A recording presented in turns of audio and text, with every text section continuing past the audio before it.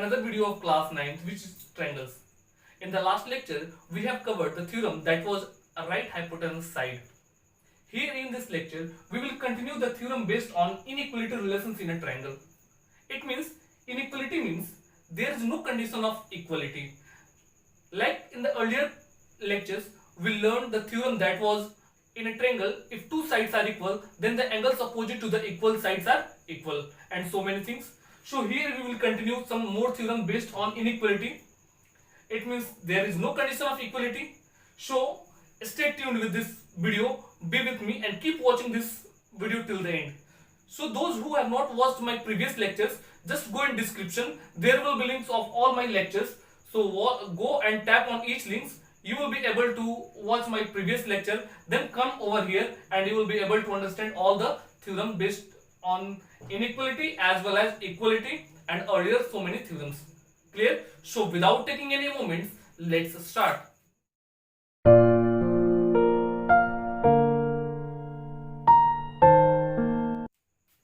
Now let's see what is the theorem. Theorem क्या है? If two sides of a triangle are unequal, then the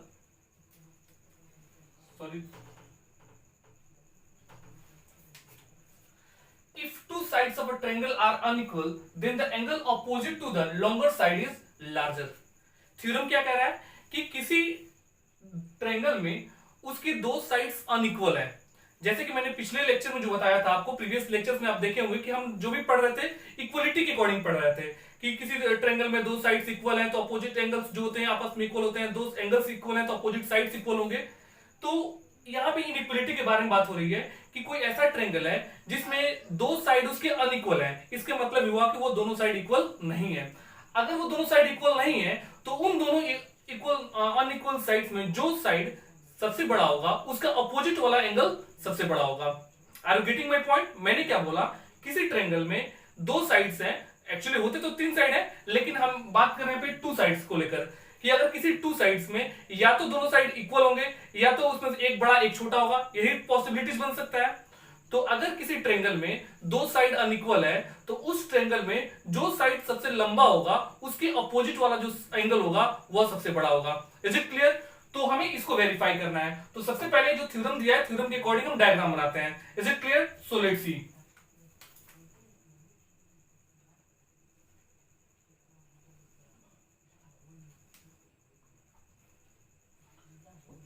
suppose मैंने बनाया triangle ABC, ठीक है. AB AC की equal नहीं है, इट मींस एसी हमने मान लिया है AC is greater than AB, ठीक है. इस थ्योरम के अकॉर्डिंग हमने मान लिया कि दो साइड एबी और एसी को लिया जिसमें एसी जो है एबी से बड़ा है, तो दोनों इक्वल नहीं है. एबी छोटा है एसी से या एसी बड़ा है एबी से, दोनों में से कोई बात बोल सकते हैं हम. अब यहां देखिएगा, इसके अकॉर्डिंग हम प्रूफ करना शुरू करते हैं. सबसे पहला स्टेप क्या होगा हमारा?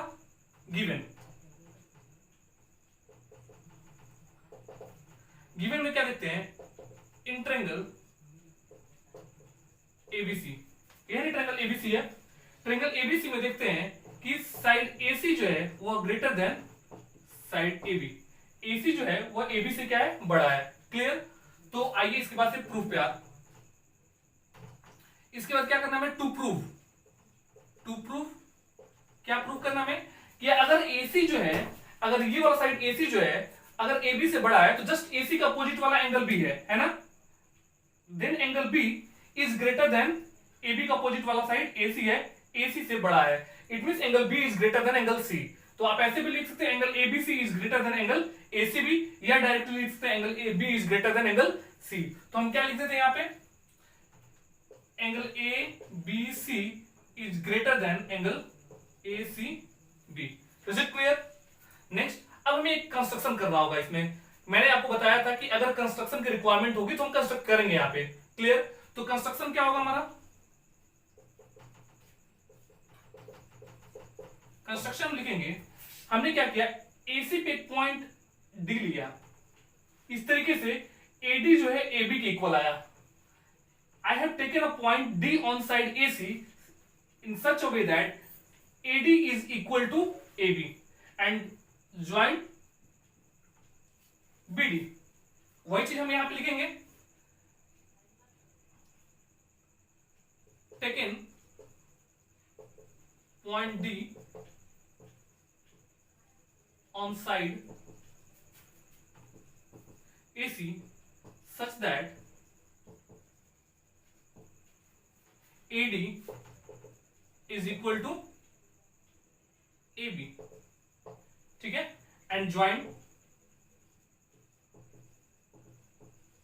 हमने किसको ज्वाइन कर दिया, BD को ज्वाइन कर दिया। क्लियर, कोई डाउट? अब आइए प्रूफ पे आते हैं। हमारे पास क्या मिला है, AB is equal to AD by construction. सबसे पहला स्टेप यहां से स्टार्ट करेंगे, since AB is equal to AD किसके द्वारा आया हुआ है, बाय कंस्ट्रक्शन, कंस्ट्रक्शन से मिला है ना, AB is greater than, AB is equal to AD। और हमने पढ़ा हुआ है किसी ट्रायंगल में दो साइड्स इक्वल हो तो उसके उस इक्वल साइड्स के अपोजिट वाले एंगल्स भी आपस में इक्वल होते हैं। तो देखिए, तो यहाँ पे ट्रायंगल आप देखिएगा, इन ट्रायंगल ABD, इस ट्रायंगल ABD में आप देख पा रहे होंगे कि साइड AB जो है, ये वाला साइड यहां से यहां तक जो है वह साइड AD के इक्वल है। क्लियर, इसके इक्वल है। तो जब AB AD के इक्वल है इन ट्रायंगल ABD में, तो AD का अपोजिट वाला एंगल ये हुआ और AB का अपोजिट वाला एंगल ये हुआ। बात आ रही समझ में? आप देख पा रहे होंगे AD का अपोजिट वाला एंगल ये और AB का अपोजिट वाला एंगल ये दोनों भी आपस में क्या होंगे, इक्वल होंगे। तो हमने क्या मान लिया, ये वाला एंगल 1 है और ये वाला एंगल 2 है। क्लियर, कोई दिक्कत? हमने यहां पे क्या अज्यूम कर लिया, देयरफॉर क्या हो जाएगा, angle 1 will be equal to angle 2। यहां रीजन क्या देंगे, since angles opposite to the equal sides are equal. Do you have any doubt? तो हमने क्या देखा यहां पे कि अगर ट्रायंगल ABD में AB और AD आपस में इक्वल है तो एंगल 1 और एंगल 2 भी आपस में इक्वल हुए। रीजन हमने दे दिया, angles opposite to the equal sides are equal. Is it very clear? अब हम इसे इक्वेशन 1 मान लेते हैं। अब फर्दर आइएगा, ट्रायंगल BCD को कंसीडर कीजिएगा। इन ट्रायंगल BCD में अब आप देखे होंगे, जो मैंने पहले लेक्चर पढ़ाया है कि किसी ट्रायंगल में आप यहां पे देखेंगे, मैं यहां पे थोड़ा सा रफ डायग्राम बना रहा हूं। अगर ये ट्रायंगल ABC है, सपोज ये ट्रायंगल ABC मैंने बनाया और मैं BC को आगे तक प्रोड्यूस कर दूं, तो जो एक्सटीरियर एंगल बनेगा, यह एक्सटीरियर एंगल जो होगा sum of two opposite interior angle के इक्वल होगा। क्या बोला मैंने कि in triangle ABC, if side BC is produced to D, here an exterior angle BCD formed, then angle BCD is equal to angle A plus angle B. Are you getting my point? मैंने क्या बोला, किसी triangle में अगर किसी भी एक side को आगे की तरफ प्रोड्यूस कर दिया जाए तो जो एक्सटीरियर एंगल का फॉर्मेशन होगा, वह एक्सटीरियर एंगल जो होता है वह अपने अपोजिट वाले दो अपोजिट इंटीरियर एंगल्स के सम के इक्वल होगा। Is it clear? तो देखिए यहां पे ध्यान देंगे आप, अगर ये ट्रायंगल BCD में साइड CD को आगे की तरफ 8 तक प्रोड्यूस किया गया है, तो यहां पे जो ये वाला एंगल बनेगा, ये वाला एक्सटीरियर एंगल का काम करेगा। Is it clear? तो यहां क्या लिखेंगे, now in triangle BCD side, इसको कैसे लिखेंगे, क्या, angle ADB is working as an exterior angle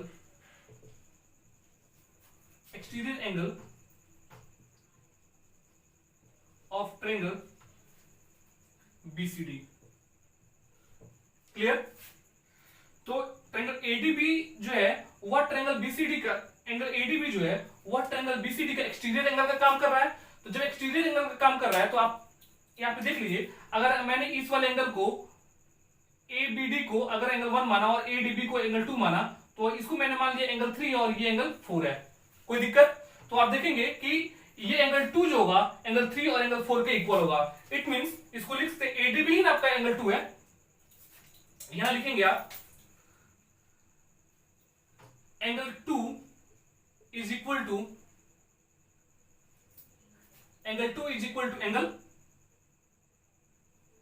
4 plus angle 3। ठीक है, एंगल 2 जो है एंगल 4 और 3 के इक्वल होगा। कोई दिक्कत? इसको रीजन क्या दे सकते हैं, since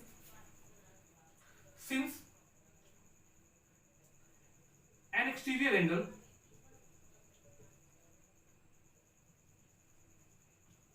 triangle is equal to the sum of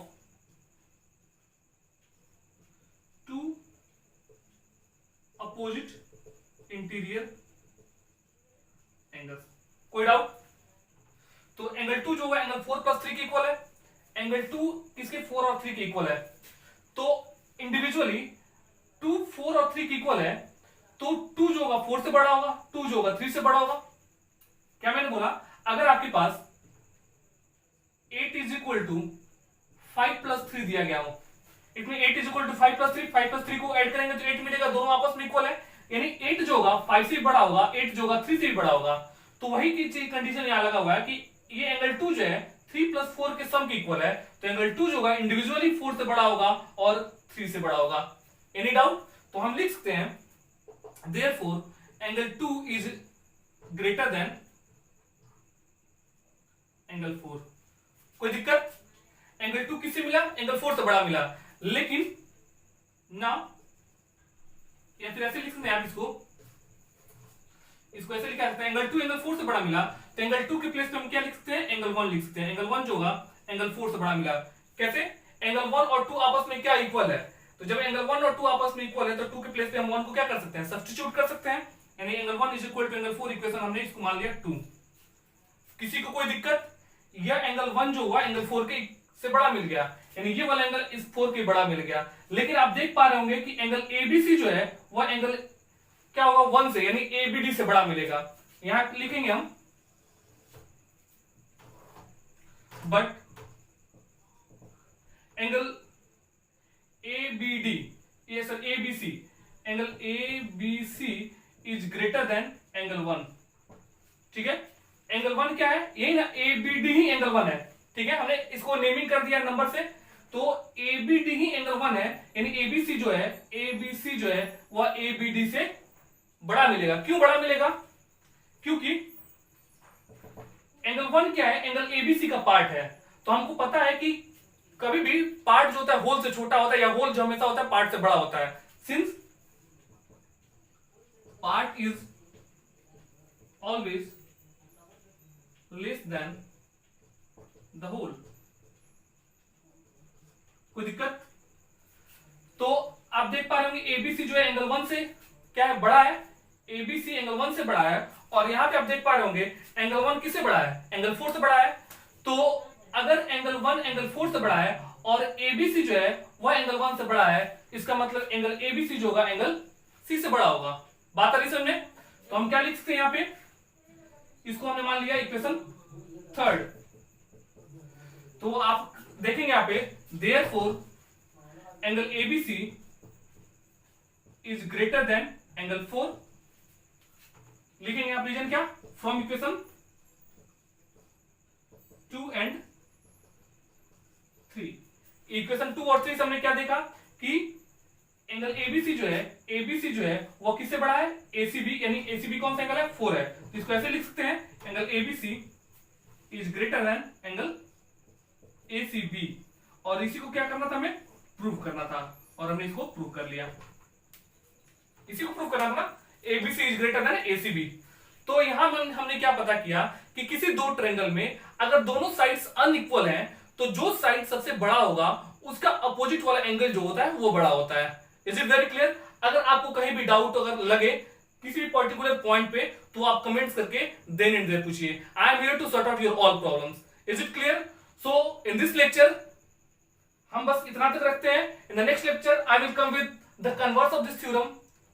So till that time, stay home, stay safe, and take care of yourself. Goodbye.